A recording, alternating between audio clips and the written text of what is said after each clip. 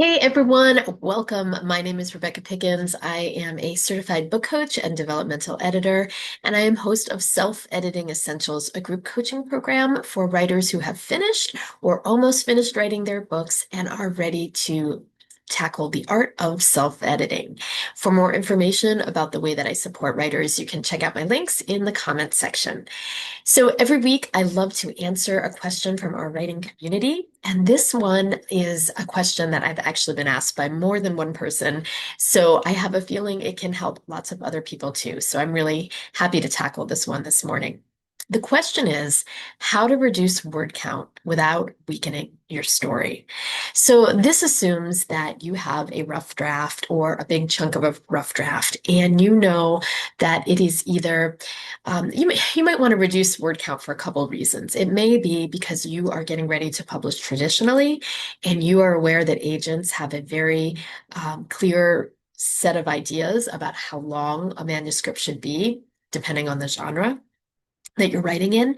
Or it may be that you feel like your story is just lacking narrative drive, that it's not moving along quickly enough, and you have decided that cutting some word count down would help with that pacing. Whatever the reason for deciding that you want to trim your word count, I recognize that it's challenging, right? Those words are there for a reason. We put them there lovingly, sometimes getting them onto the page. And so it can be really gut-wrenching to cut our words. It can also just be confusing. We may not be attached to them emotionally, but we just might not know where to start. What words do we need to trim? And how do we do that without compromising the integrity of the story that we've written? So I've got some ideas. So settle in and let's take a look. You have two approaches you can take here. You can have your nice clean document and start clipping and pasting text from the old manuscript from your previous version, putting it into the document bit by bit and tinkering with it there. And that will work. That's a great approach. If you really want to go all out, I would recommend hand typing the copy that you are going to bring into your new draft. And the reason for this is an idea that I first learned about from Matthew Ball, who wrote a wonderful book on revision. I'll stick the link to it in the comments section. But the reason that typing all our words into a new document can be so really eye-opening is because all a little bit lazy, right? From time to time, we don't want to do extra work, especially when it comes to our writing life. We want to get onto the new exciting stuff. And so because of this, we are going to avoid the tendency of pulling in any kind of extra words that don't need to be there. This is a way to get really ruthless in terms of trimming filler words that don't make our story better and that actually bog them down. So, again, just to recap, you have two ways to approach this discovery draft.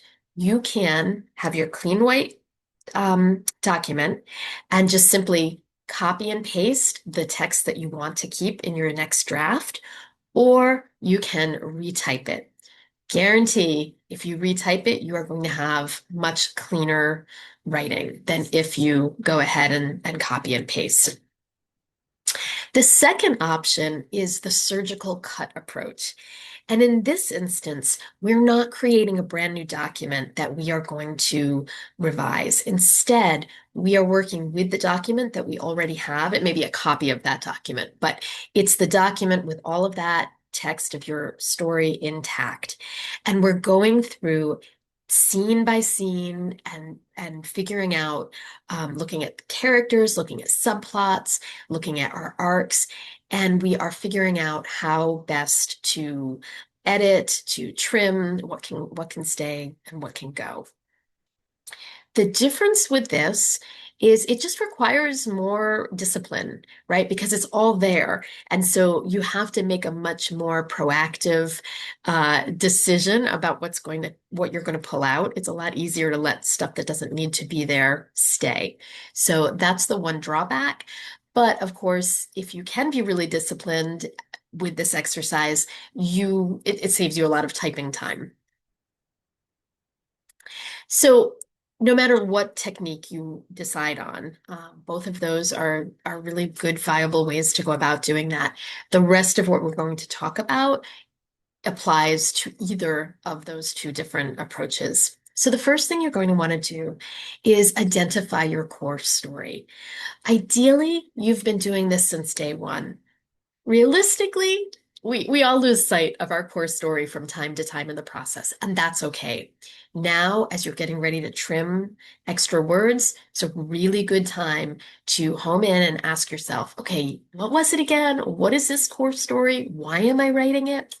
So you're asking, once you have that core story figured out, you can ask yourself, which of these scenes, which of these words need to stay in my story in order to really drive home the theme, maybe the character arcs, different plot elements. What is essential? So you can mark who are your essential characters. You may find this is a great chance if your story is really sprawling. You may find that you have too many characters and their lives are getting a bit too complicated for no reason that really feels justified. This is a time to say, is this character essential? Could these two characters be merged as one? Why do they belong in this story? It's also a chance to think about key plot points. Sometimes when we're starting, we have a great idea for what our plot points are going to be. But as we move forward, maybe something that seemed like a great idea in chapter 4 doesn't really resonate anymore. It doesn't speak to that core story. And so it can go at, we can trim it. That's a great way to lower your word count. You just really want to be asking which of these scenes are critical. Do any of the scenes that you have written repeat themselves? For example, if you're showing a character to be very forgetful, do we have them forgetting their keys and then forgetting where their purse is and then losing their wallet and then forgetting someone's birthday? If so, figure out which of those scenes do you love? Which one best captures what you need us to know about that character? And then look at the others. You could even pull some of the details from the lesser scenes and put them into the scene that you like best of all, and use that as your showing scene that gives us everything we need to know about that character in terms of forgetfulness or whatever the attribute is that you want to show. Everything else, anything that doesn't drive home your theme, your character arc, your plot, your narrative arc, this is stuff that could possibly be cut. And as you're going through your document and asking yourself these questions, you can do, I love color-coded manuscripts. So you can make your own key. It might look something like everything that you color code is green is essential, yellow is maybe, and red means cut. You can tell just by looking during this cursory reading of your manuscript, you know this doesn't need to stay. This is redundant, or I didn't follow through with this plot point. We don't even need it. Being able to eyeball the different parts of your story in this very kind of quick shorthand way will be very helpful when it comes time to do these final trims. So we can start to think about key target problem areas in a manuscript. And one of the first places to look is really the middle of your story. That's where things start to get bogged down sometimes. And we see that through things like unnecessary world building, where we've gotten so into the weeds that we are going to start to lose reader attention. We start to feel pacing problems. Oftentimes, this is where we see too much exposition. What a character could have said in 3 lines takes them 10. These are places to really trim. How can I make my point in less words? Because in writing, less is more, oftentimes. It ensures that our readers are going to keep tracking and following what we're saying and that we're going to keep their engagement. This is also a time to look for repetition throughout your story. And we see this, I gave an example just a moment ago about character attributes. We can start to see redundant depictions of certain features of a character. We see repetition of conflict if we're trying to show a bad marriage, perhaps a marriage that's in trouble, and we're constantly seeing the couple argue. While there could be a reason for that, we need to make sure that each argument is doing something different, something beyond simply telling us this marriage is in trouble. It's somehow in conversation with your overall narrative arc and character arc, and it is in communication with the themes of your story. We want to look at minor subplots and make sure they're not so minor that they couldn't instead be backstory or a flashback or a foreshadowed scene. Do they really warrant being their own subplot? This is an excellent time to look for that. And if you decide, you know what, I could have really explained all of this in one great bit of backstory, you may be able to cut quite a few words that way. And another really eye-opening part of this process is simply asking the question, could this scene be summarized? So we spend a lot of time as writers hearing show, don't tell, but there is a time and place for tell. We need them both. Show and tell are important. And sometimes showing can be really fun to read, it can be really fun to write, but we don't necessarily need it in a manuscript that's getting too long, that's starting to drag a little bit. Sometimes it's enough to say she walked to the car. We don't need to see her fumble for her keys and put on her gloves and brace for the cold. Sometimes that's very meaningful. Sometimes it can just clutter a scene.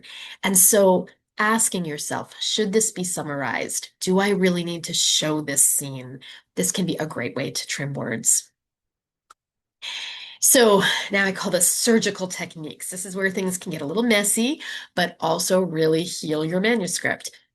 We can start to merge scenes that have similar purposes. So when I talked about repetition, sometimes when you notice two scenes are repetitious, you also notice, yeah, but this one's really special because, and this one's really important because, look at ways to merge those. If they have the same theme, if they're saying the same thing, what are some things that are different about those two scenes? And how can you thread them together? You can also condense dialogue or description. Sometimes dialogue can get really carried away, especially if we have fun characters and we love the way they talk and the way they communicate. Oftentimes, I will look at when I'm doing a developmental edit for a client, I will look at their dialogue and really try to do some trimming there because we don't necessarily lose anything. Oftentimes, we gain by making that dialogue more succinct. We still understand the voice of the character, we still get the major plot points that they're trying to deliver, but we're doing it in a more succinct way. Feel free to cut minor characters or point of view if they don't drive the main arc. Again, we talked about that a little bit before, where you can put these guys together. Three characters can become one if that serves your purposes. And then finally, almost every first draft is going to have filler chapters that neither raise the stakes or deepen your story's themes. And of course, that is the purpose of every scene we write. Every scene raises stakes or speaks to a story's theme.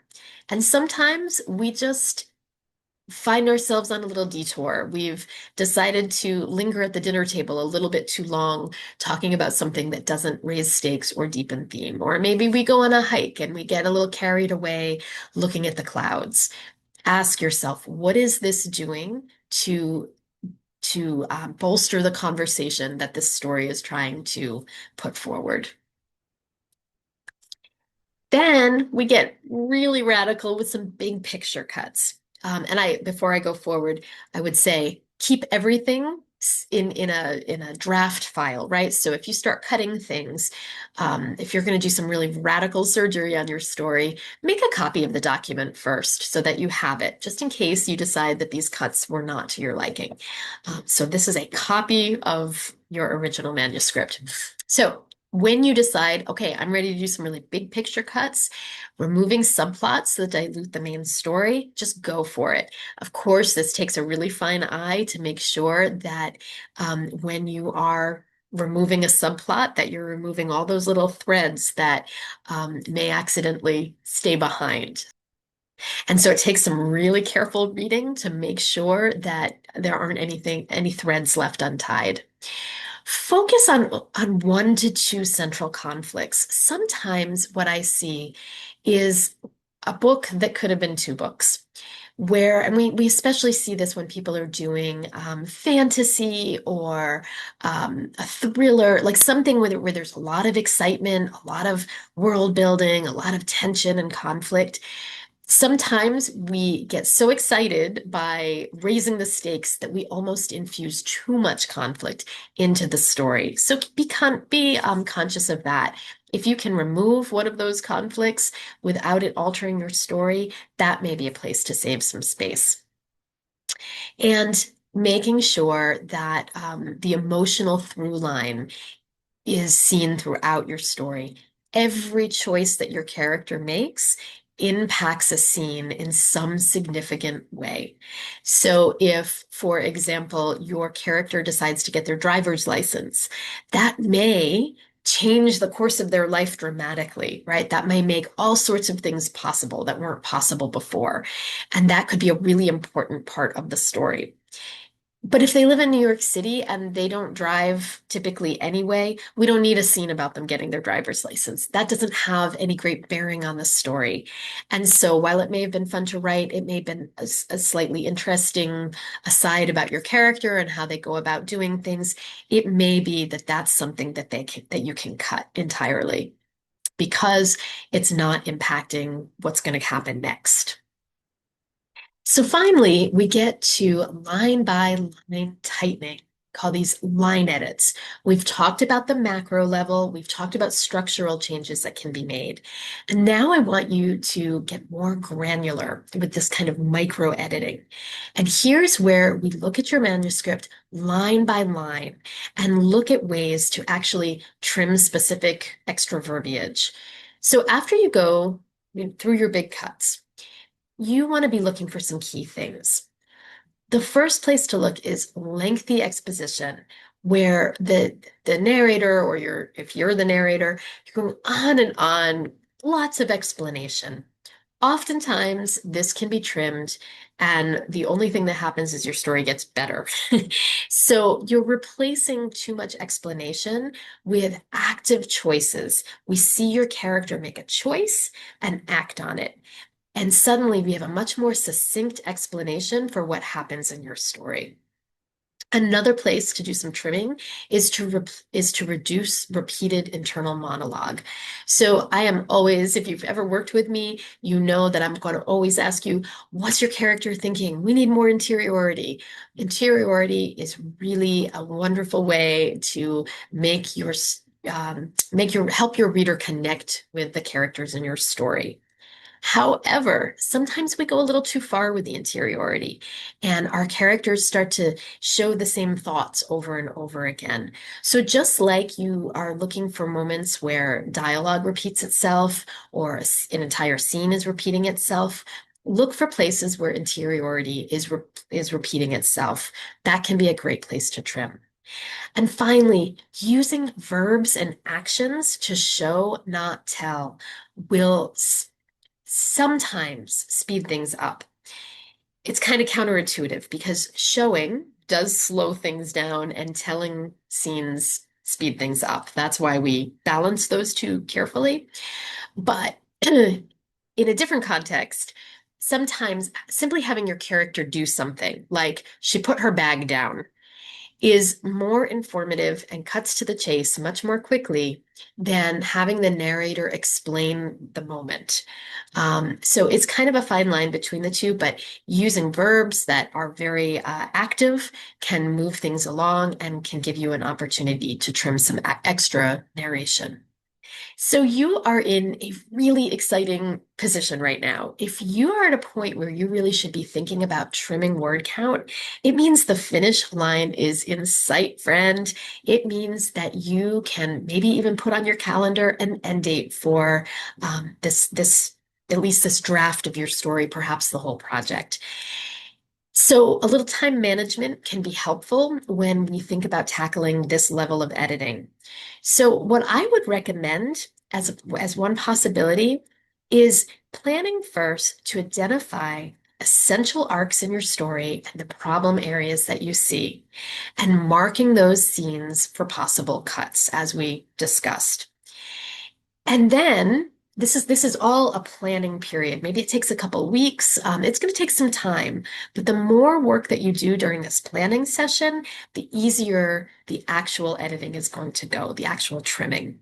So once you've figured out what needs to go, then you start with those big picture cuts, the surgical cuts, right, where we see some really radical changes to your manuscript. Once those are finished and not before, you begin to do the line edits. So tightening line by line, looking for extra words, looking for extra exposition. How do we make everything more efficient and succinct? It never makes sense, though it's so tempting to do these line edits before you're ready, because if you're going to do some surgical cuts to your story, you don't want to cut beautiful polished prose that you have perfected. So I know it is so tempting to go in and make everything beautiful, but really that's the final stage. Your end goal, of course, is to have a lean, strong manuscript. Less is more. A little under word count.